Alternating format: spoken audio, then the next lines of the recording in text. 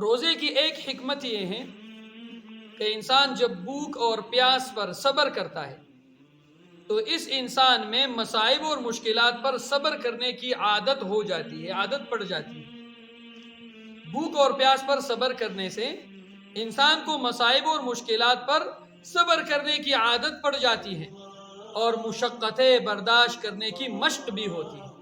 اور صبر سب سے بہترین چیز ہے، ممدوح چیز ہے، اور یہ انسان کو روزے سے حاصل ہوتا ہے، اس لیے روزہ سب سے بہترین عبادت ہے۔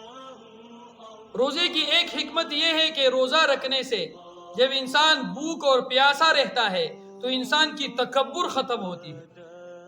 وہ اس طور پر کہ جب انسان کو بھوک کا احساس ہوتا ہے تو یہ سوچتا ہے کہ میں کھانے کی کچھ تھوڑی سی اجزاء اور مقدار کا کتنا حاجت مند ہوں۔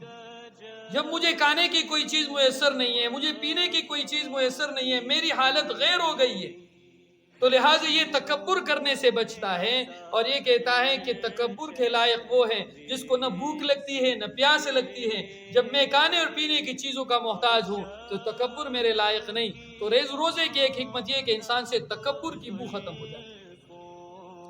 ایک روزے کی ایک حکمت یہ کہ انسان گناہ کرنے سے بچ جاتا ہے۔ جب پیٹ بھوکا ہوتا ہے اور انسان بھوکا پیاسا رہتا ہے تو جو گناہ کی خواہشات نفسانی کی جو لہر ہوتی ہے وہ ختم ہو جاتی ہے، تو روزہ رکھنے سے انسان گناہوں سے محفوظ ہوتا ہے۔ اللہ کے نبی نے فرمایا جو آدمی مہر کی طاقت نکاح میں نہ رکھے تو وہ روزہ رکھے، وہ روزہ رکھے، اس لیے کہ روزہ اس کی خواہشات کو توڑ دیتی ہے۔ اور روزے کی ایک حکمت یہ ہے کہ جب انسان روزہ رکھتا ہے تو یہ شیطان سے بھی محفوظ ہوتا ہے، اس لیے کہ شیطان انسان کی رگوں میں دوڑتا رہتا ہے۔ لیکن جب انسان شیطان کی راستوں کو مسدود کر دیتا ہے، بند کر دیتا ہے، تو یہ شیطان کی چیلوں سے اور شیطان کی مکروں سے اور شیطان کے فریب سے اور شیطان کے دھوکے سے یہ آدمی محفوظ ہو جاتا ہے۔